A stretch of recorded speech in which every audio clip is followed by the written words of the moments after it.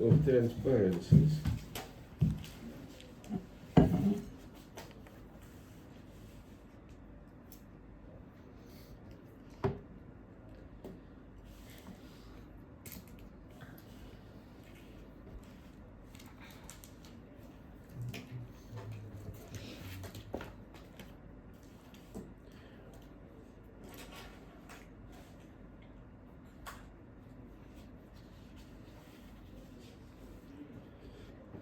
Okay, sorry.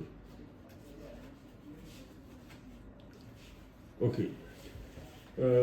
So far we discussed only the level statistics. Level statistics like density of levels, correlations of densities, even statistics when two densities in the correlation function belong to different realization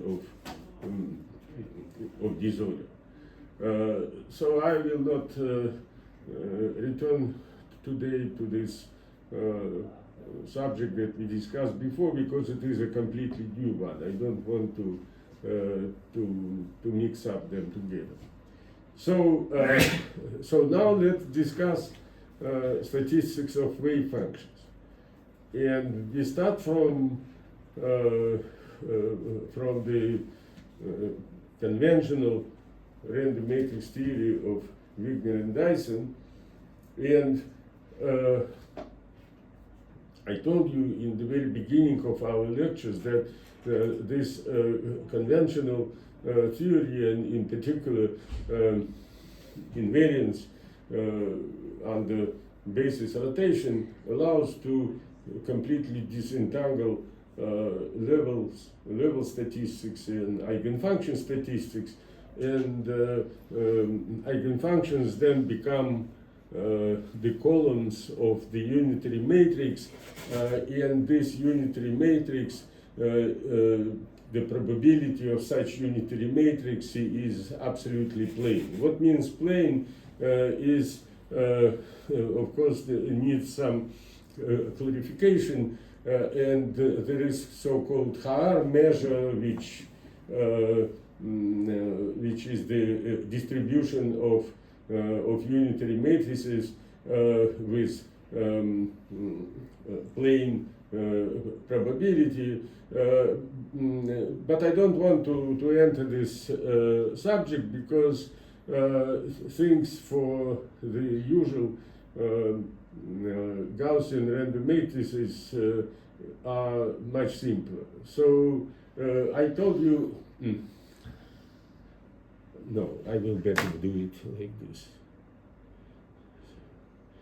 So I told you that in the beginning again, that the Gaussian statistics of random wave functions essentially appears because such random wave functions, when the basis rotation is preserved, can be viewed as the random superposition of plane waves, and since there are many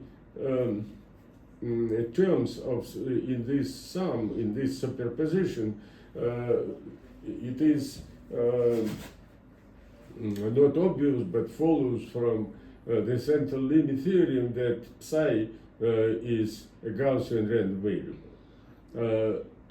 Of course, psi is not, there is no preference in the sign of psi, and therefore the average is equal to 0.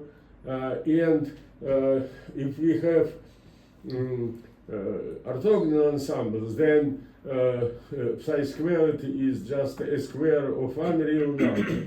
Sorry. Yeah. And alpha corresponds to index alpha. It corresponds index to alpha. Where is it? This psi corresponds to the number to a particular eigenvalue. Okay. So this is a side position, and this is. And sorry, may I ask you to close the door because I guess. Yeah. Okay. Yeah, thank you. So then you know that if we have a complex wave functions, then it is described by the sum of the two real squared of real numbers here. And if we have the beta equal 4, then we have a sum of 4. Now, with these two assumptions that there is a Gaussian distribution of each of these components, the distribution function of the entire psi squared, as usual, is the average of delta function. So any distribution of everything is the average of delta function. So then what means average means that we have to integrate with the Gaussian distribution. And so this delta function is here. It contains a sum of beta squares of real numbers. And then there is integration, so the number of variables to integrate is equal to beta. And then there is a distribution function which is Gaussian for each of this component, and therefore it is a sum. So it is Gaussian and independent distribution of all components, and since it is independent, there is a product. The distribution function is a product of the Gaussians. The product then becomes a sum in the exponent, and the only thing which is here unknown for the moment is the variance of this sigma, and the variance should be found from the normalization, because the sum over R of modulus of psi should be equal to 1, and each modulus of psi can be averaged independently, and then the sum will be simply n times the average of each square, and this is the normalization condition after averaging. So sigma should be chosen in such a way that this relationship holds. So then you see what we have here. We have beta components. It is like the integral in the beta dimensional space. So in one-dimensional for orthogonal, in two-dimensional for unitary, and in four-dimensional for simplicity. And then when we do such integrals which depend only on the sum of squares, we usually switch to polar coordinates and say that the sum of the squares is the radius square, and then of course there are some angles. These angles produce some number after integration over angles, because this everything else does not depend on the angles. So what we obtain delta function of x minus rho squared here, and then we have the Gaussian distribution, which also depends on rho squared, and then we have the Jacobian in the beta dimensional space, which is rho beta minus 1, and then 0. So if it is the orthogonal ensemble, it is unity. If it is unitary ensemble, there are two variables, and we know that when we switch to polar coordinates is rho d rho, and in general it is like this. So now I have to integrate with the delta function, and usually if here would be x minus rho, then I simply would substitute x to here, and the integral will be done. But if it is some function of rho here, it is not so that I have to substitute rho is equal to square root of x, but I have to also think about the Jacobian, and there is the simplest thing to do it is to say that if you have a delta function of x minus and some function f of rho, then it will be delta function of x minus rho naught, and f of rho naught is equal to x, so that the argument of the delta function is 0, but then it should be divided by the modulus of f, the derivative of f with respect to rho. But it should be the delta function of rho. So this is how to integrate with delta function when here there is some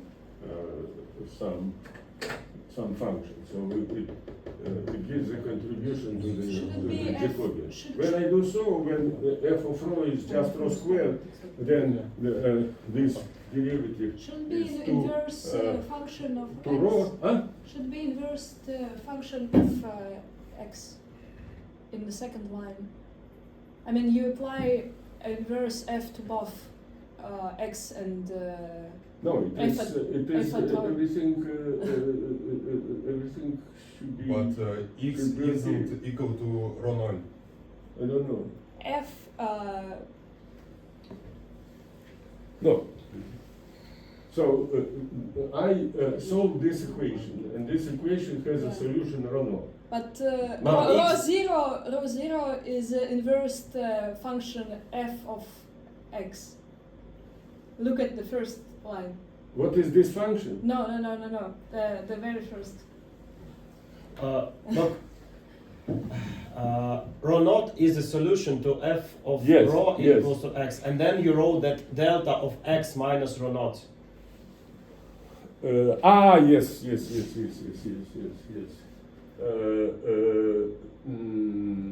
It should be f to the yes, power yes, of minus yes. rho naught. Okay. So there It should be should be inversed. there should be not x minus rho naught, But but rho- it should be rho minus rho naught. x minus No. Vladimir. minus 1. Yeah, or probably it should be like rho minus rho naught. As far as this is the function of rho.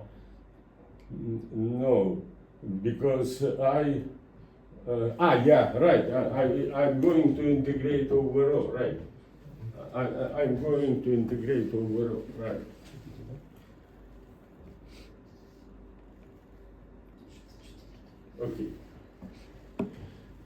Okay. So in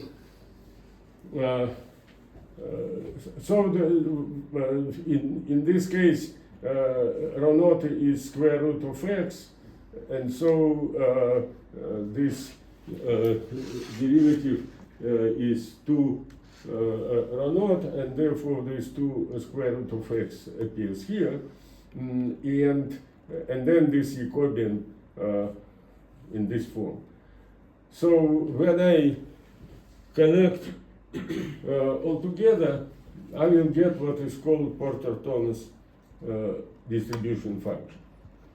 So you see, in terms of psi squared, it is not Gaussian. It has additional power law, and in case where beta is not equal to 2. If beta is equal to 2, then this z and this z cancel out, and I have a pure Gaussian. But if I have beta equal 1 or equal 4, then it is not a pure Gaussian. And the physical meaning of this, the physical meaning of this calculation, in particular, the fact that there are beta independent components, and it is only because of the fact that there are beta of these components I have additional power law factor. So the thing is the following. So this power law factor matters, as it is seen from this plot. It matters when psi squared is small. When it is large, they all converge to more or less to Gaussian. And so the difference is when psi squared is small. And it is, in a sense, the same situation as the level repulsion. If you remember, then when we computed the level repulsion, then there was also the delta function of several components of the off-diagonal element, and we had to take this into account. And in that problem, it amounted to some correlation hole in the distribution function at small omega. In this problem, in contrast, it leads to sometimes to hole when beta equal 4, and sometimes to peak when beta is equal to 1. So this is all the business of small psi squared, and small psi squared arises because there are de Broglie oscillations. So since there are de Broglie oscillations since there are de Broglie oscillations like this, the profile of psi squared is like this. Then there are plenty of the spaces where this wave function is small simply because it's like sine squared at a point where sine is equal to 0. And this means that there is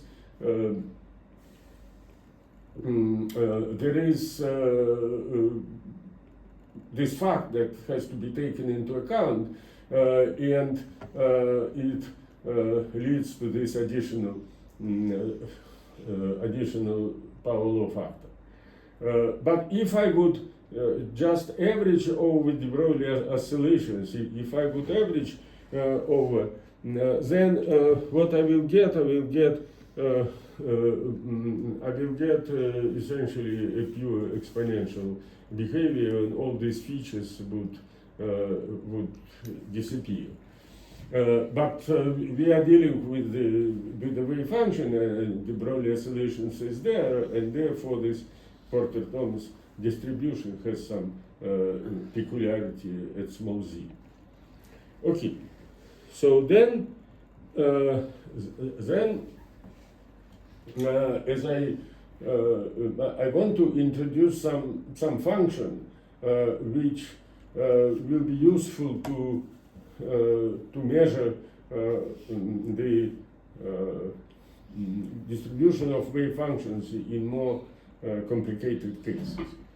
So this function is the following. Suppose I know the distribution of logarithm of psi squared.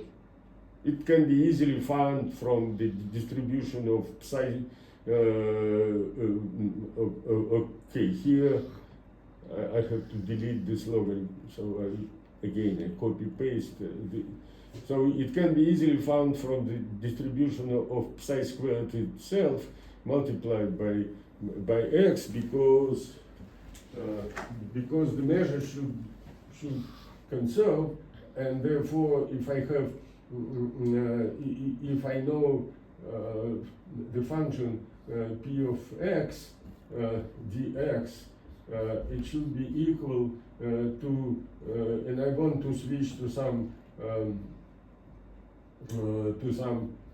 different distribution of, let's say, function of x, then the following is true, and therefore, of course, here is the models, and so P of x, distribution of x and distribution of function of x differ by such a factor. And if I want to switch from the distribution of psi squared, not here the log is a mistake, of psi squared to the distribution of log psi squared, so I have to take into account the derivative of the log, and it is 1 over x, and therefore such things happen. Now, I introduced this function just ad hoc as some convenient thing, and then the question is why it is convenient. So if I introduce such a function, then the distribution of the log will be exponent of f minus 1 multiplied by log n. And so the distribution then in terms of this f would be p of I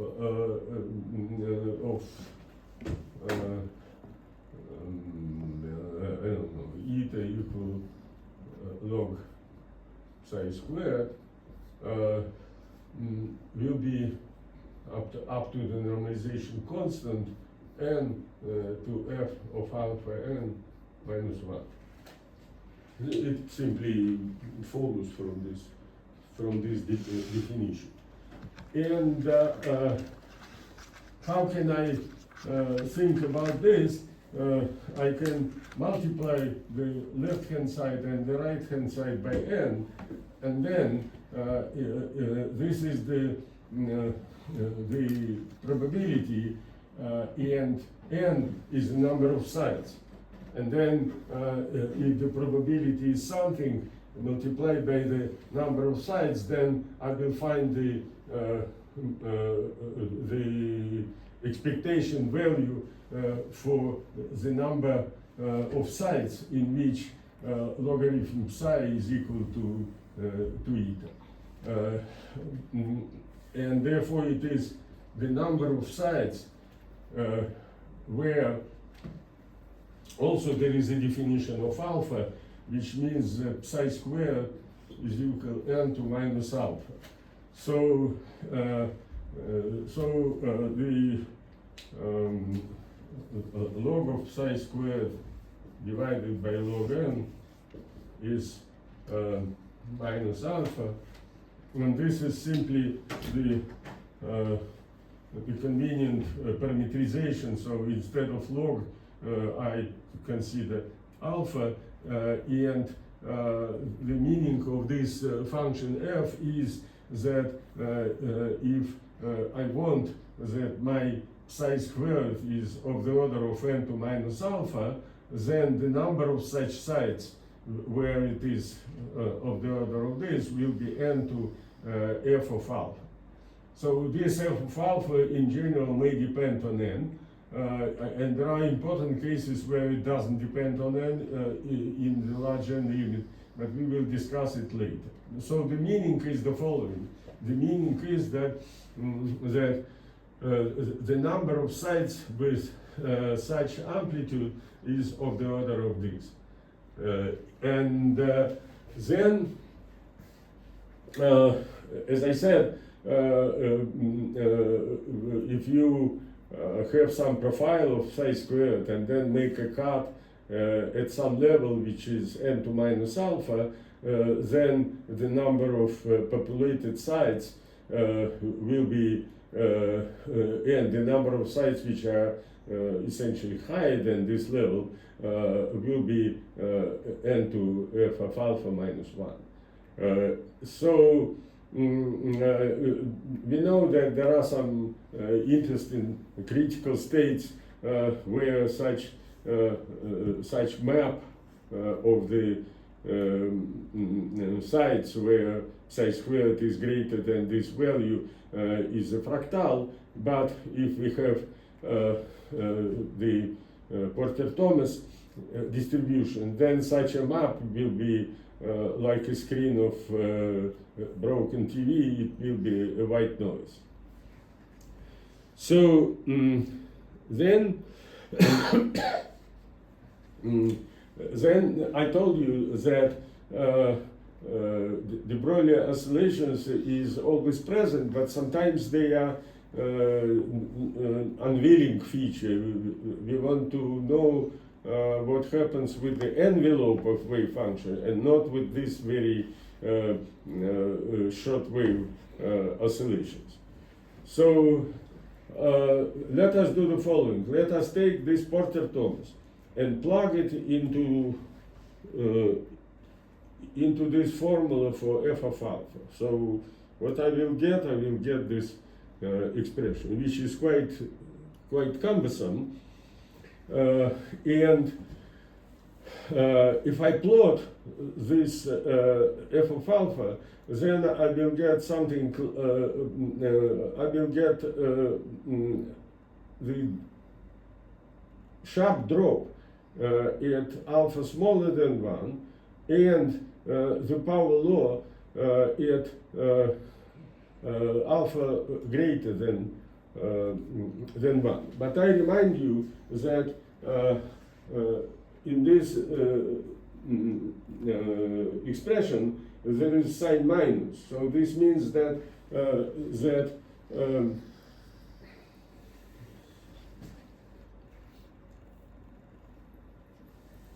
what is it?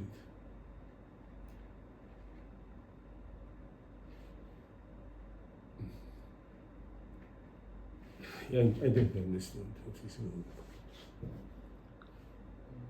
I guess you just get to the end of the presentation. No, I went wrong direction.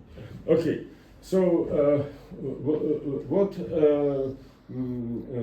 I want to say is that small alpha corresponds to large psi squared, and large alpha corresponds to small psi squared because of this minus. And so what this plot shows that the large psi squared are not very probable, but the small psi squared are much more probable because here there is a power law. And this power law reflects the power law, additional power law, which is in the Porter-Thomas. So if I literally substitute Porter-Thomas in the expression for f of alpha, what I will get a power law from here, and this power law is important when alpha is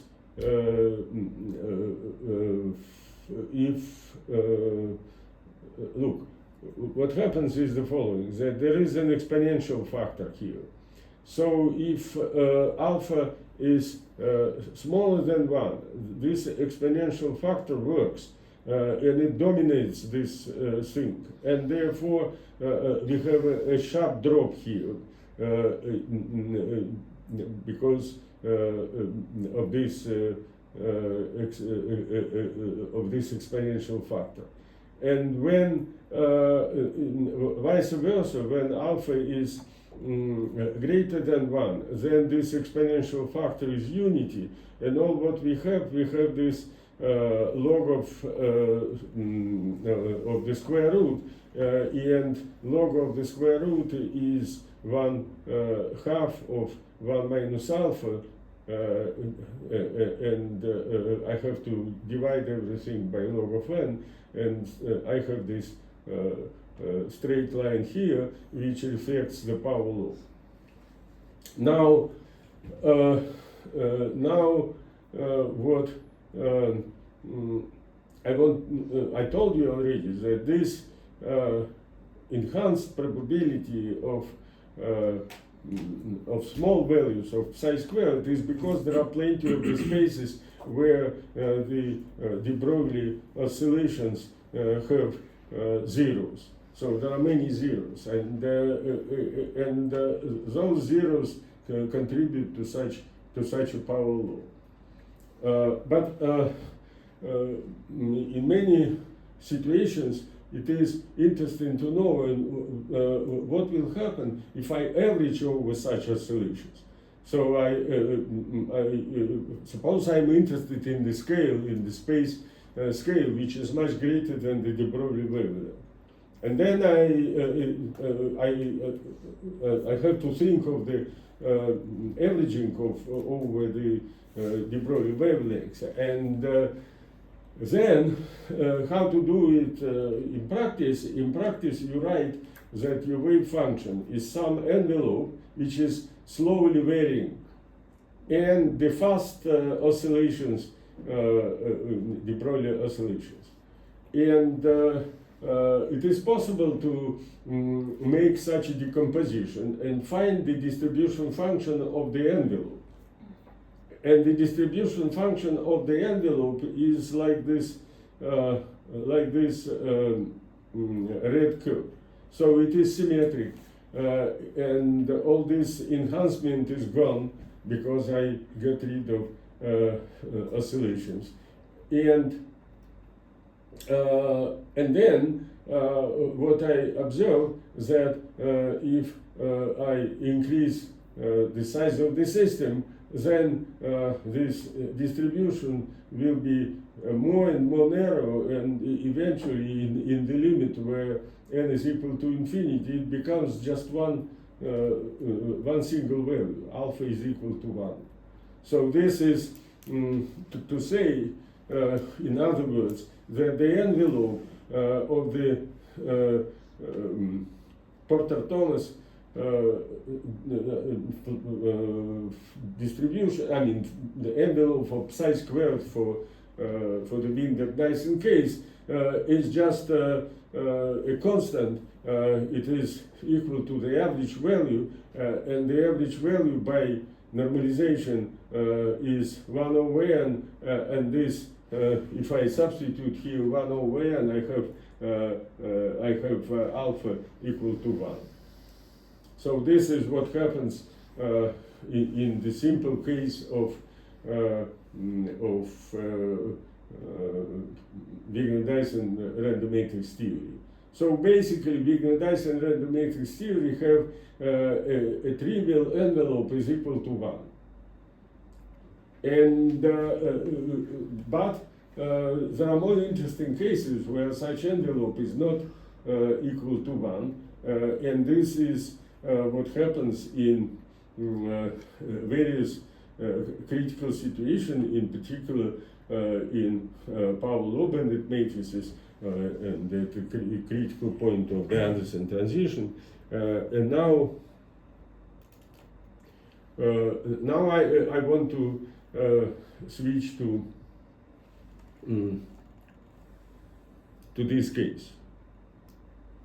Okay.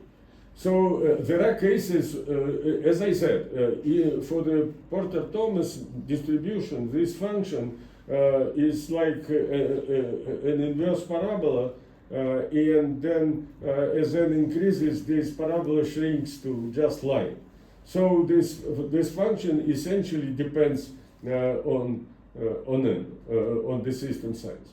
But there are situations where it doesn't depend on the system size, this function. And it was defined actually in such a way that it doesn't depend on the system size in the situation which we call multifractality. So again, here copy paste, so this logarithm should be deleted. This is just a formula which I have shown already. Now, I have also shown that from this formula it follows that the distribution of the logarithm of psi squared is n to f of alpha minus 1, or it can be written like an exponent. Now, Uh, uh, so in the case where f of alpha does not depend on n, the distribution is exactly this. So it is n to some power which doesn't depend on n. And in what follows today, I will show the consequence of this fact that f of alpha doesn't depend on n. So the first thing is that I want to rewrite all the averages not as an integral of logarithm of psi, but the integral of alpha. So then there are two conditions. So first condition is that if I average unity, I should get unity. And average unity means integration over alpha of this distribution. It is written here. So the first condition is that f of alpha does not depend on n, but it should be such that such an integral is equal to 1. Then the second condition is normalization of the wave function. So I told you already that the sum of psi squared is equal to 1. It is normalization. Then when you average, then each term of this sum is the same, and this sum is only multiplication by the number of terms, and this is normalization of the wave function. It should be equal also to 1. But on the other hand, this is what? It is psi squared, which is written in this way. It is simply from this expression. It is psi squared times the distribution function and divided by the normalization integral, which is equal to 1 anyway. And then what comes out is that it is an integral, but not of f of alpha minus 1, rather the integral of f of alpha minus alpha. And such integral should be also equal to 1. Now observe that here in the exponent there is a big number, logarithm of n. And when we have an integral of the of such kind, where there is a large parameter in the exponent, what we do so-called saddle point integration. So what we find the stationary point. For instance, in this case, we find a stationary point which is when the derivative is equal to 0, and this is that f, the derivative of f is equal to 0 at some point which we call alpha naught. And then if I want this thing to be 1, that as the very least I want this thing not to be a power of n. And if this but what should I do doing the saddle point integration? I should find the stationary point and then plug this stationary point into here. So f of alpha naught minus 1. Then there is of course a pre-exponent, but the pre-exponent will not be containing, will not be a power law of n. And so the main contribution will be when I substitute this stationary point into here. And if I want this integral to be 1, then I should exclude that it is a power of n. And this is the condition. Now, then let's look at this integral and do the same thing. So, but this time the derivative to find the stationary point will be f derivative of f minus 1. And the solution I denote alpha 1. And then when you find this alpha 1 and plug it into here, So f of alpha 1 minus alpha 1. So you again should have 0 in the exponent, otherwise you will get n to some power, which is in conflict with unity. So, such rough estimation of the integral with no account for the pre-exponent tells you that these two conditions should be fulfilled. And then essentially what this means is the following, that let this f of alpha is something like this. This is a real f of alpha from some system which I studied. Now, the first condition means that f prime of alpha naught is 0. So this denotes the maximum. So the condition of normalization of wave function of the probability that the total probability is 1, or the average of 1 is 1. This gives you that at the maximum this function is 1. So this is the first thing. The second thing, the normalization of the wave function, it tells you that at some other point where the derivative is 1, this point is denoted like alpha 1, f of alpha should be equal to alpha. And so what this means? This means that if I take the straight line alpha, it should be equal to f of alpha. This is the story. So this means that the straight line is tangential to f of alpha, and this straight line should have a slope of 1. So the straight line which intersects with, which passes through the origin and have the slope of 1 should be absolutely tangential to f of alpha. So f of alpha cannot be shifted, for instance. So if I have this line fixed and let's say want compute something and f of alpha is shifted, then it is a wrong f of alpha, that I violate the normalization of wave function. If I compute f of alpha and its maximum not at 1, then I violate the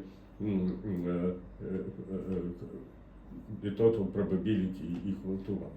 So these are most generic properties of f of alpha. So the maximum at 1 and that such a straight line is tangential. Then there are some other things. So somewhere this f of alpha is positive and somewhere it is negative. And if I look at this thing, that the number of sides with psi squared n to minus alpha is equal to n to f of alpha, then if f of alpha is positive, I conclude that there are many of such sides, because n is large, there are many of such sides. But if f of alpha, which corresponds to this psi squared, is negative, this means that there are less than 1 such sides, and this means that it is a rare event. So the part of this curve which is positive corresponds to the statistically significant situation where there are many sides with such amplitudes. but the part which is negative corresponds to rare events. And therefore, in principle, this part which is positive can be obtained from one single realization of disorder. And this part which is negative, since it is a rare event, I have to have many realizations of disorder in order to find this thing. And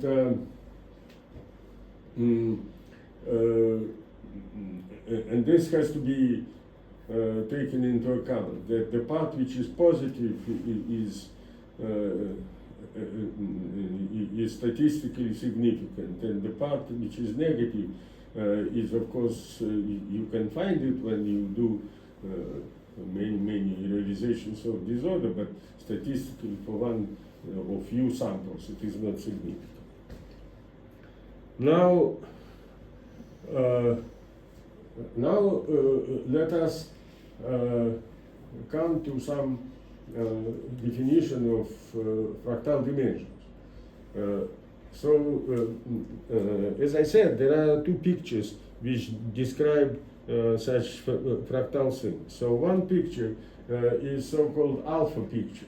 So when you say that psi squared is parameterized like n to minus alpha, and then you ask a question, how many sides have the amplitude of this order, which scales like n to minus alpha, and the answer is that it is n to f of alpha. And this is the alpha picture. But there is also a more popular so-called Q picture. And this Q picture deals with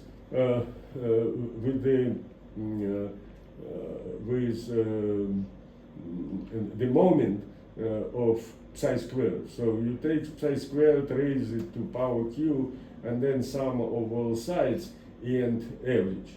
So since every such term being average is the same, then this sum amounts only to multiplying by the number of terms, and then we have this average. So we can express this average in terms of the distribution function, and I have already shown that if you average 1, then you have the distribution function f of alpha, if you, minus 1. If you average psi squared to the first power, then you have f of alpha minus alpha. And if you have the average of psi squared to the power q, then by the same token you will get that it will be f of alpha minus q alpha. So it is very simple thing. So this is the average which gives you the moment.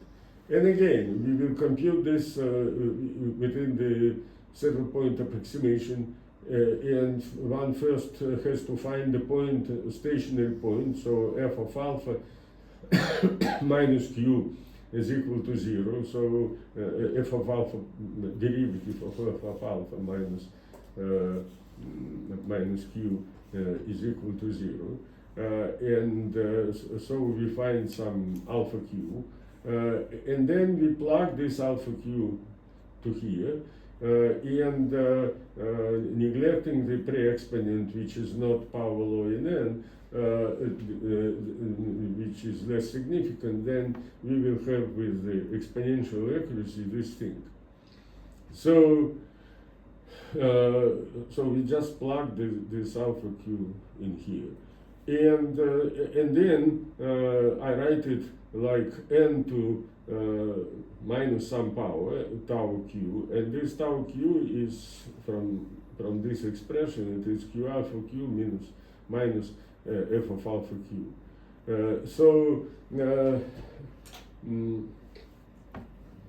such a Legendre transformation. So if you know f of alpha, then you can solve this equation, find alpha q, plug it into here, you find tau q. If you know tau q, you can find f of alpha by inverse Legendre transformation.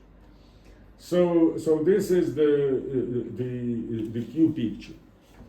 And now, what is the geometrical meaning of this tau Q? So suppose you have this f of alpha, and you find the line with the slope Q, which is tangential to this f of alpha. Since it is tangential, it shares one common point, this line and this curve. And then if I know that that this point is alpha q and the slope of q, then I can write this this line in the following way, that it is q alpha minus alpha q plus something, plus some shift. And this shift, when alpha is equal to alpha q, there should be the same value of alpha q for the line and for the curve, and this tells you that at alpha is equal to alpha q, f of alpha is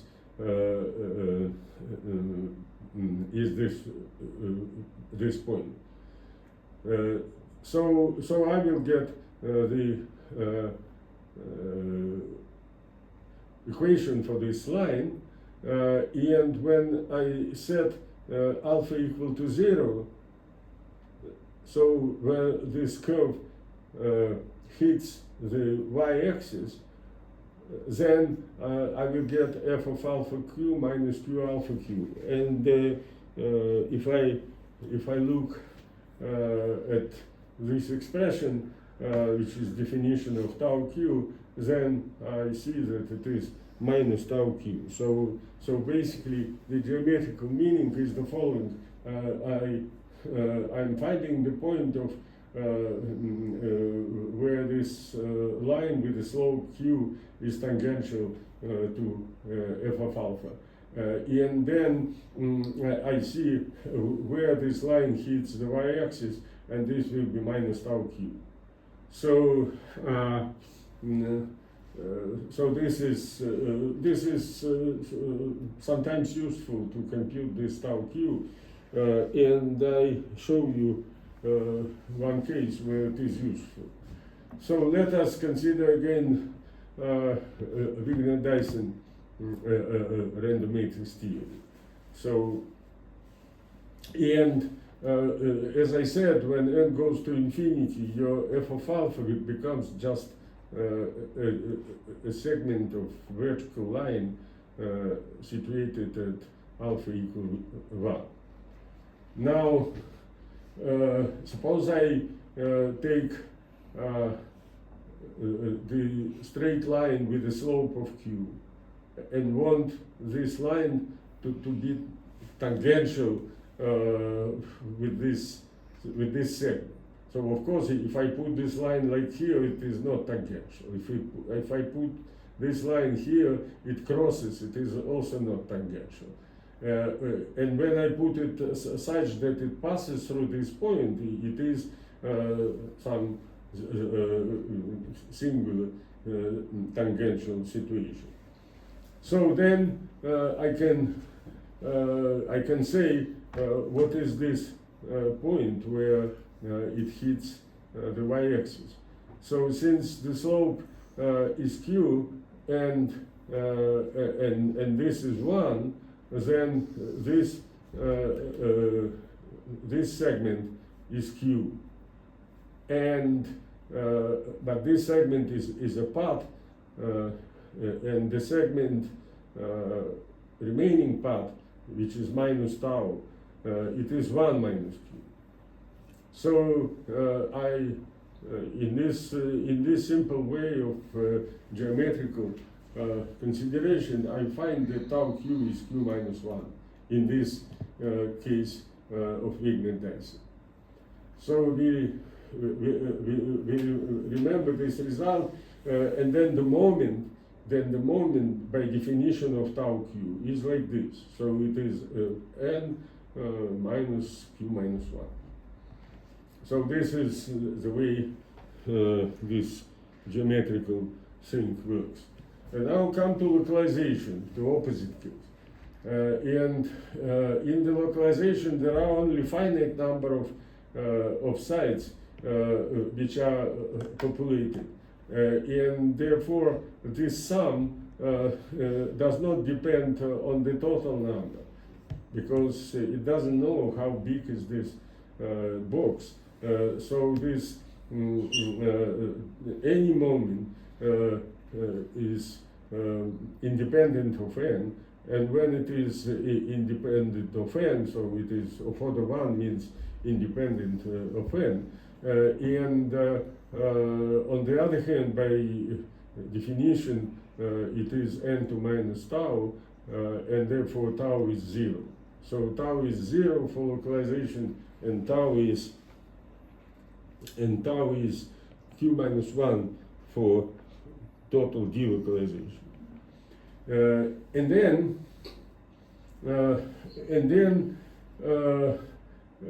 we come more or less naturally to the definition of fractal dimension dq. So the definition is this. Why it is natural? Because when I have localization tau q is equal to 0, and when tau q is equal to 0 for all q's, then this dq must be equal to 0. So in localization it is 0. And when I have total delocalization, Wigner Dyson case, then tau q is q minus 1. And this means that dq is equal to 1. And in all other cases, it is in between of 0 and 1. So this definition is natural. And now let's see what this definition means, how to compute this dq. So you know that in order to compute tau q, you have to compute the moment, which is n to minus tau q.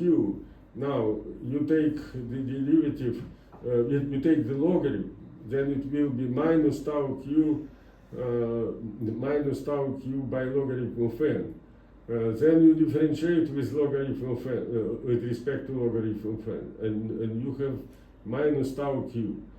And then you cancel this minus, there will be tau q divided by q minus 1. And this is exactly this dq. So, so in order to find these fractal dimensions, you should first evaluate your moment, and then do manipulations like this. There is one tricky point, and this tricky point is when q is equal to 1. So, you know, naively, it is like there is a pole here, but in fact it is not. Why? Because if q is close to 1, so let us solve this uncertainty by the L'Hopital rule. So first, if q is close to 1, I can write psi of 2q like psi squared times 2 times q minus 1. Then I single out this psi squared as a multiple, and then I have another multiple psi to q minus 1. So then this means that I can put it here like logarithm of psi squared and then multiply by q minus 1. And then I say that q tends to 1 and expand this exponential. So I expand this exponential, I will get this thing. Now I see that this moment is the sum of psi squared, which comes from this unity, and then q minus 1, the sum of psi squared times logarithm psi squared. And other terms are proportional to q minus 1 to higher powers. Now, important thing that this is normalization, so this is unity. And so the first term is unity, and the second term is like this, and the other terms are smaller. So then what I have to do next, I have to take logarithm of this moment. When I take the logarithm of moment, logarithm of 1 plus small value is this small value. So then the logarithm will be this thing. And then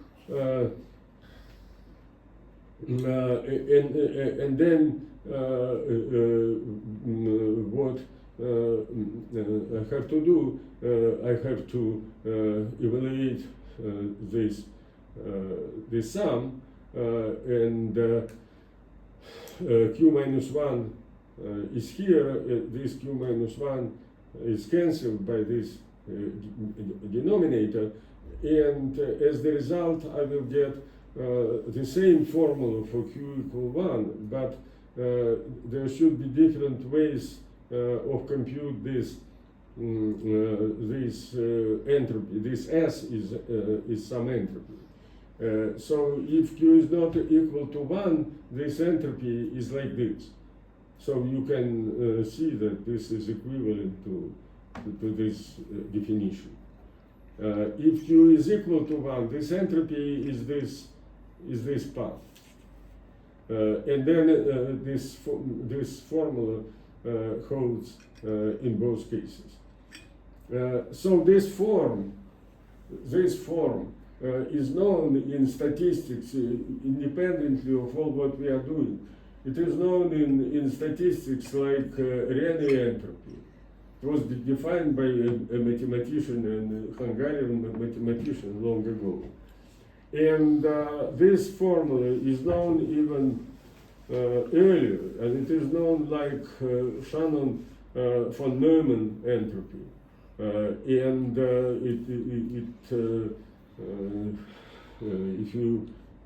It was known even to Boltzmann, I think, because in the statistics there is an entropy which is rho log rho integrated over configurations.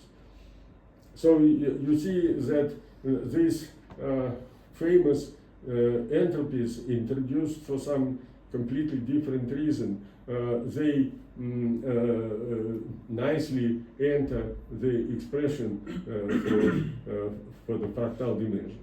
So what I practically have to do, I have to compute somehow, for example, by exact diagonalization this form or this form, and then observe that the leading term is proportional to log n, then differentiate with log n with respect to log n, and I get this thing. So sometimes the definition is not differentiation but the ratio log p by log n. So if this thing would be simply log n times something, that these two formulas would be equivalent. But in fact, what happens is that this entropy is not simply something multiplied by log n, but there is a subleading term which is constant. And if you differentiate, this constant is gone, and you have the result, which is much better represents the situation. If I take the ratio, then I will get a term which is constant times log n.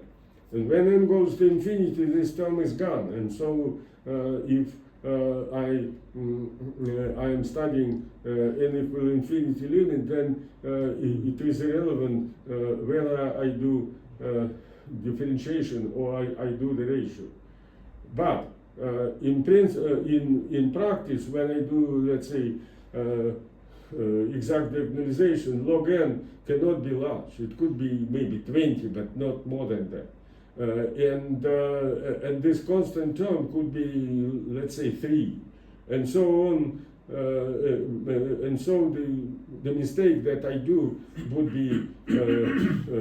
be quite significant. So it could be I don't know, 15% or like this. And therefore, it is always better to differentiate, even though when you numerically do these things, differentiation leads to noise. And if you take a ratio, it is a smoother function. But the mistake like 1 over log n, you cannot afford, because log n cannot be large. So this is basically, you see, I did not prepare more slides for today. I don't know, maybe I was too fast, maybe it is too simple. Anyway, the thing is that the number of slides was as usual, but the slides were more simple to show. And in the remaining 15 minutes, what can I do? Hey, Vladimir, can you just maybe quickly repeat?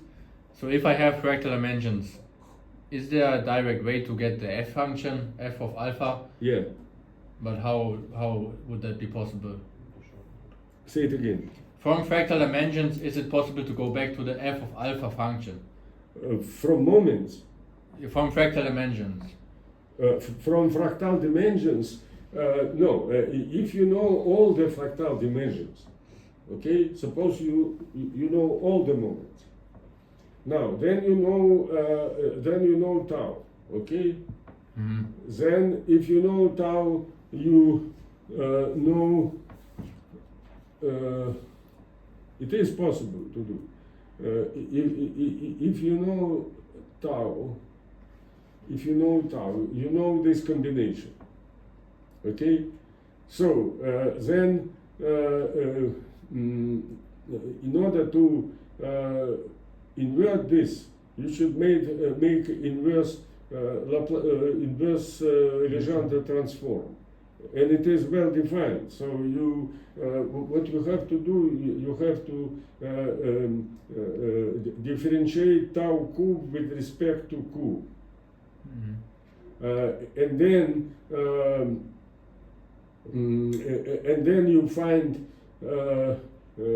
find alpha q. Then if you know alpha q, you can. So it is in principle the matter of how to make inverse Legendre transform, and it is not difficult to do. It is simply solving some usual equations. So it is possible to do. These two things are to do this. It is it is like coming from.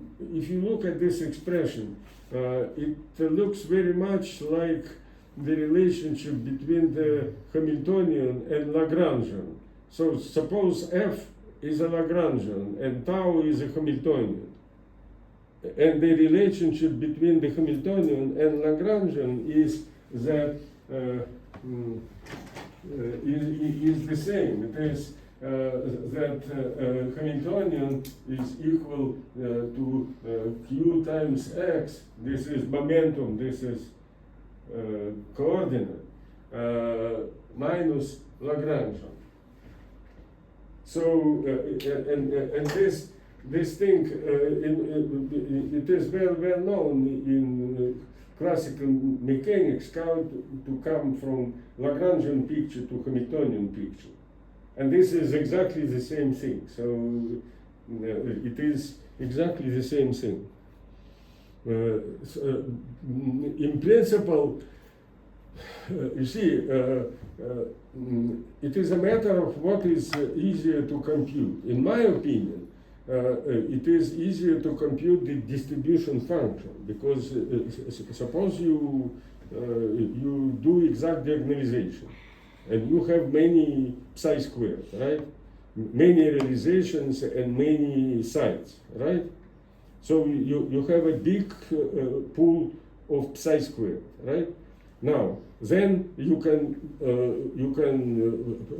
do a histogram, right? Yeah, sure. And this histogram is a distribution function. And from the distribution function, you directly find your f of alpha. So you know the way why people prefer this Q picture and compute moments. It's not clear to me why, because in my opinion, if you have the big pool of psi squared, you can find distribution function easily because you can plot the histogram, and this is the distribution function. Whereas to restore f of alpha out of the moments, it is possible, of course, but it is more mistakes on this way. But can you repeat? I'm more familiar with the DQ picture, right? But can you repeat how does much fractality reflect in the f of alpha?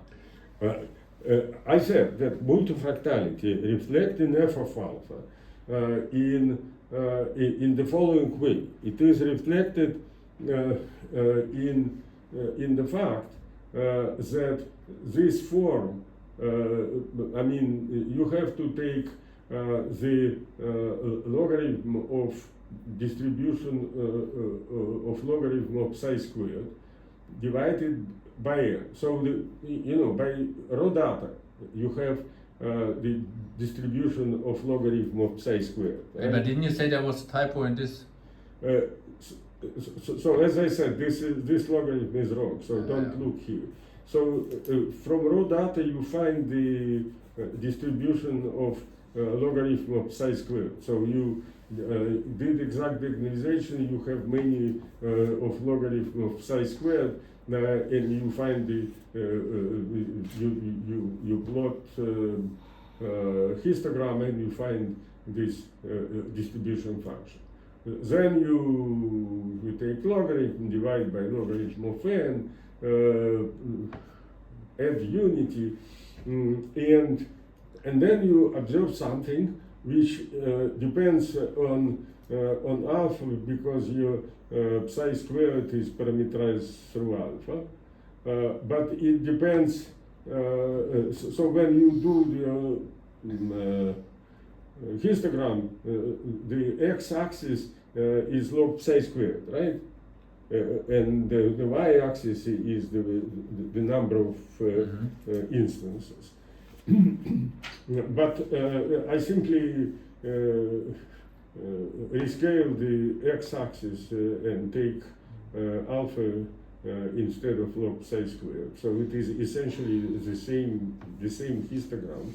And the important thing is that if you indeed have your a fractal situation, then at least when n is large, you have to have this function independent of n. So you see what happens if you have, let's say, Wigner-Dyson case. Then the function which you obtain in this way, it will be independent. So it will be parabola like this, then parabola sharper, even sharper, and then essentially things like that. So the limit n to infinity is singular. It is singular. You have just one line. Okay, and if you have multifractality, then this limit gives you some broad function. This is the difference. So the multifractality is the broad distribution. Okay, I see, but I'm not sure, but I think in some numerical studies this convergence was quite slow, not convergence to a scale invariant solution. Right.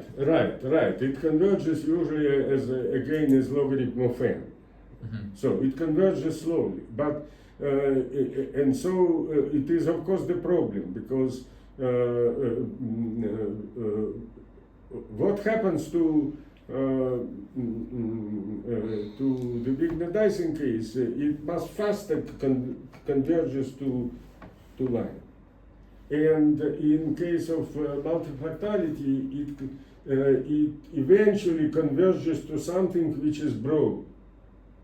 But the convergence is usually slow. This is correct, and nothing can be done about that. So, but if you do it through the moments, it is the same thing, because the moments also converge slowly.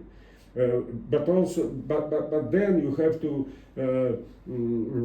solve this inverse Legendre transform, and it also brings some mistakes. And to me, the problem of slow convergence is not possible to fix. But in my opinion, the histogram is much better than the computing the moments. If you are interested in the entire f of alpha, which gives you entire distribution, then you have to just compute this distribution and then try to, for instance, you see, the thing is that indeed the convergence is slow, but what you can do, you can do the following. You can eliminate the most serious source of slow convergence. So there are, suppose you take some alpha and then compute f of alpha for a certain n, then you compute f of alpha for different n. So you compute several curves, right? And then what you do, you try to extrapolate at any point. Extrapolate like this. So you say that your f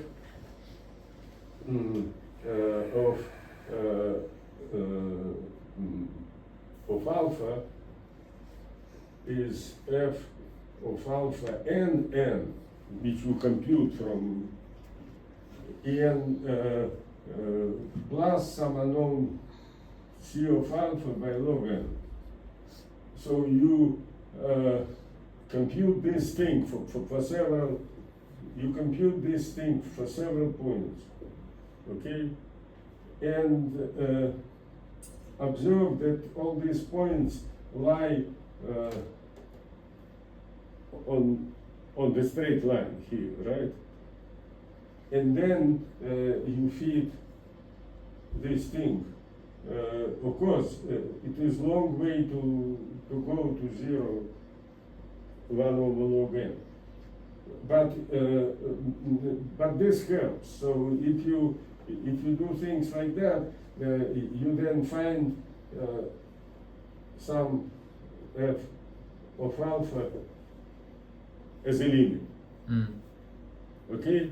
So you find f of alpha and n, then you say, okay, I suppose that all the evolution with n is c by log n, and then I can find this c. Of course, if there's no things like that, if they more or less lie on the same line. And this I did For instance, when we studied many years ago the RG, then we did this thing, and it was much nicer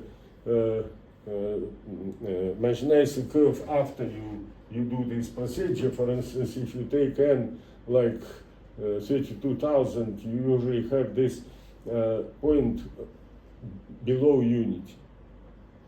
And then you usually have this line which is